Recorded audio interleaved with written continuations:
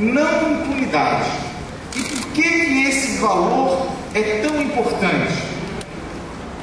Os organismos internacionais trabalham com o conceito de crimes contra a humanidade.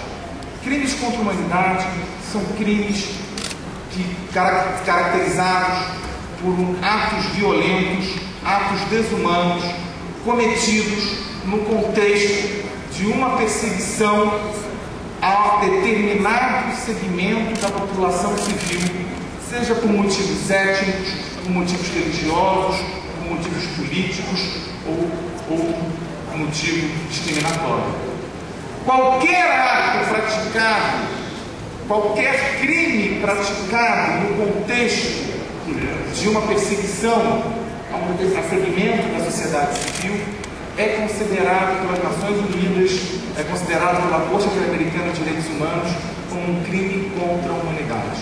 Isso é um conceito que vem desde o Tribunal de Pós-Guerra, o Tribunal de Nuremberg, e vem sendo reafirmado nos vários tribunais internacionais e, mais recentemente, tem sido adotado pela Comissão Interamericana de Direitos Humanos, que num caso muito semelhante ao brasileiro, relativamente ao caso da ditadura Pinochet do Chile, condenou o Estado chileno pela omissão em investigar e punir os responsáveis por crimes, num caso chamado Monacida Arellano, ou seja, condenou o Estado chileno pela omissão, pela inércia em investigar e punir esse tipo de crime.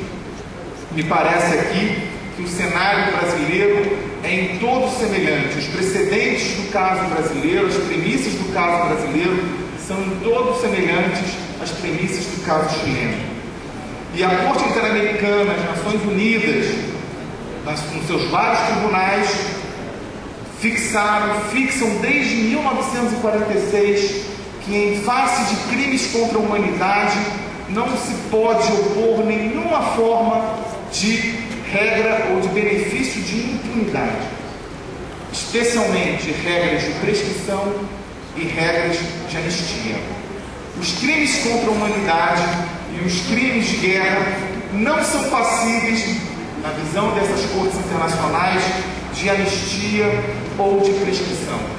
Anistia, em algumas situações, até sim, desde que sejam anistias construídas dentro de um Estado democrático, de um modelo democrático e de uma anistia que possa ser construída topicamente, casuisticamente, sempre que houver uma contribuição efetiva para a democracia, como, por exemplo, na revelação de maus fatos, na revelação de sepulturas, na reconstrução histórica, que é o modelo que a África do Sul utilizou no pós-apartheid.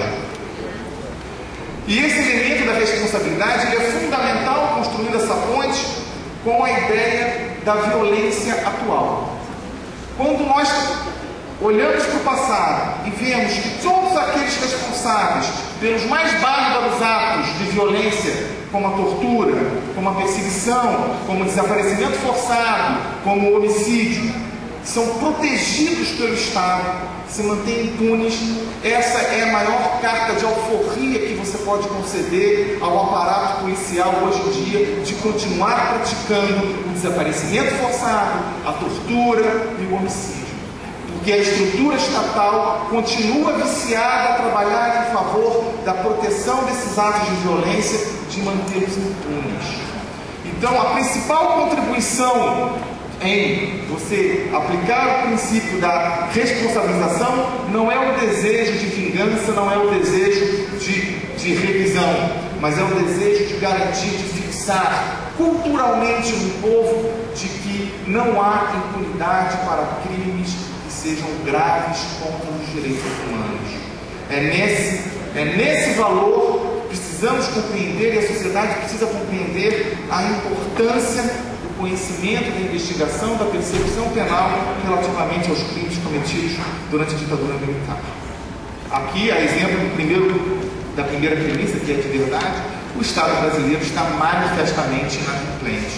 O Estado brasileiro está também em déficit, em dívida com o cumprimento desse valor.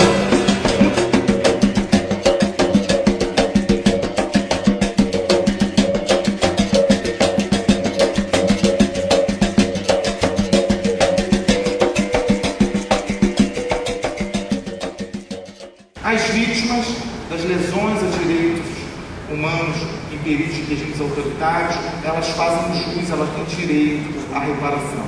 E nesse particular, o Estado brasileiro andou muito bem, inclusive comparando com os nossos vizinhos latino-americanos, somos um Estado que tem o mais agressivo e o mais eficaz sistema de reparação às vítimas de perseguição e de violação de direitos durante o período do regime autoritário.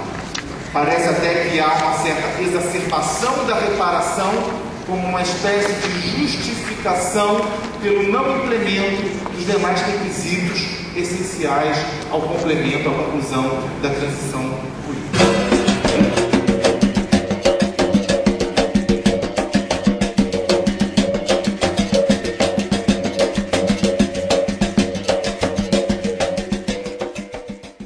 Um quarto elemento importante é o que diz respeito às reformas institucionais.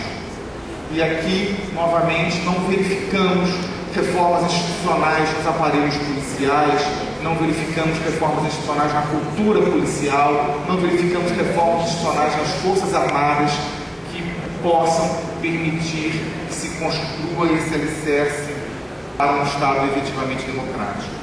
É muito interessante nesse particular o exemplo da Argentina, é o que eu conheço mais de perto, onde foi promovida e tem sido ainda promovida, graças à iniciativa, inclusive de pessoas do seu salato, de uma verdadeira revisão, de uma verdadeira reforma, de uma verdadeira reconsideração, sessões inclusive de autocrítica, sessões de avaliação do que significa a obediência devida, do que significa a quem as Forças Armadas devem obediência, qual é o papel constitucional das Forças Armadas, quais são as suas finalidades, as suas funções e os seus compromissos perante a sociedade. O Brasil não me parece que até esse momento tenha sequer iniciado um processo de discussão das reformas institucionais que precisa realizar.